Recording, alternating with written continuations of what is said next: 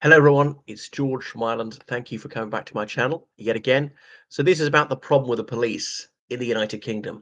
Now, happily, in the Republic of Ireland, on Garda Síochána are far superior. Didn't used to be 20 years ago, but they've improved dramatically. So the police are very heavy-handed with law-abiding people, particularly the middle-class people. I suppose because they know these people have a reputation to lose. They will cooperate. They will be courteous. They're not going to be violent. It's a very easy win for them. Now, there are people in the police who are obviously honourable, who join for the right reasons. They wish to serve the community. They want to keep people safe. They want to deter and detect crime and so forth. So they're motivated by humanitarianism, compassion, and a sense of civic duty. But there are those who are busybodies, who are petty tyrants, who get a thrill out of controlling people, and they are too power happy. And they also want to be enforcers for a far left ideology. So sadly, they are shock troops of the woke brigade. And it's very rare to see a police officer on the streets. I remember I used to walk hours across London, not see a single police officer. Now, I don't want it to be a police state like Russia, where they're all over the place. And they're actually well paid police in the United Kingdom, some of the best paid in the world. They're not the very well best paid. They're not in the top five countries. And then you have to have a degree to join the police, which is preposterous. You didn't used to, I mean, until perhaps a generation ago. Now, admittedly, having a degree doesn't necessarily make you intelligent or educated in the United Kingdom. We give them out to virtually anybody. I saw someone who's got a master's degree in politics, and she doesn't know how to use apostrophes. And obviously, universities are largely Maoist madrasas these days. But the police, they obviously waste loads of their time form filling. Not always their fault, is the government makes these regulations. They're reluctant to arrest. To an extent, that's a good thing. We don't want them arresting people for the most trifling matter, because I spend hours filling out forms. It's preposterous, but it's like so much else in the public sector. The paperwork is up to here, and you're mostly looking after the bureaucracy and not the public. I realize we always need a little bit of bureaucracy, but you know, the tail is wagging the dog. So the police, they'll go for soft targets. Middle class people, particularly with a reputation to lose, someone who's a dentist or accountant or whatever, who could be struck off by his or her professional association. Whereas someone who's a vagrant, itinerant people of no fixed address, they're difficult to pin down and they've got no reputation to lose. They can't be kicked out of profession. They're not a member of any. They've got no bank account to garnish, and so forth. So they're very heavy-handed with trifling allegations. So now, the Shadow Home Secretary, Chris Philp, has castigated the police for this. But now is obviously a bit hypocritical because the rot set in, well, if not under the Conservatives, it certainly continued under the Conservatives. So, yeah, 20 police officers, they burst into a Quaker meeting house where the Religious Society of Friends were holding their meeting, and they arrested 6 people, all women as it happened, on suspicion that they would plan a demonstration. And of course, demonstrations, they usually need to be done in coordination with the police if they're going to block a road. And the police often say, yes, you are allowed to march along the road, but you can only do it on Sunday because you mustn't inconvenience too many people doing it a week. Well, you can do it, but only between these hours. And we have to be there to marshal the crowd. You have your marshals as well. We can't have thousands or tens of thousands of people are gathering without any crowd control because that gets dangerous. Like I remember in lockdown when some teenagers were just meeting up on summer evenings on the streets to have parties because nightclubs were closed. And then that got a bit dangerous and people got crowded and there were stampedes and, you know, the emergency services couldn't get to people when an ambulance was called because there was no policing. So some of these limitations and I concur with, but the reaction was over the top, especially when theft is rampant. Now I know that the shoplifting is not a hanging offence. Okay, people think it's just £1 or £2, and I realise there should be forgiveness. We should give people a few chances, warnings, community service fines, and stuff like that. I don't want people sent to prison for very minor offences. But you know, it does impact the shopkeepers. I do feel sorry for people running their own little business, their own corner shop, because they're losing a significant amount of money. And obviously, it's never right to steal, but I do keep it in perspective the scale of the wrongdoing.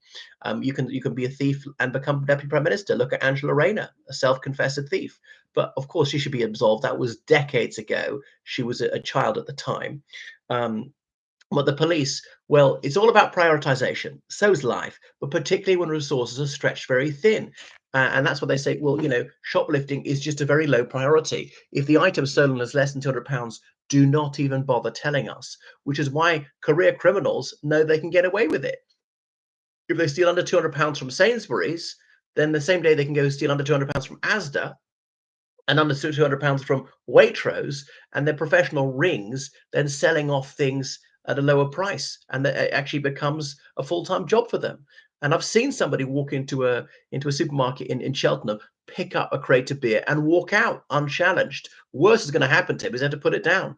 Nobody's going to collar him, and the security obviously reluctant to lay a finger on him in case he biffs them. But moreover, they could be accused of violence, molestation, false arrest, and so forth.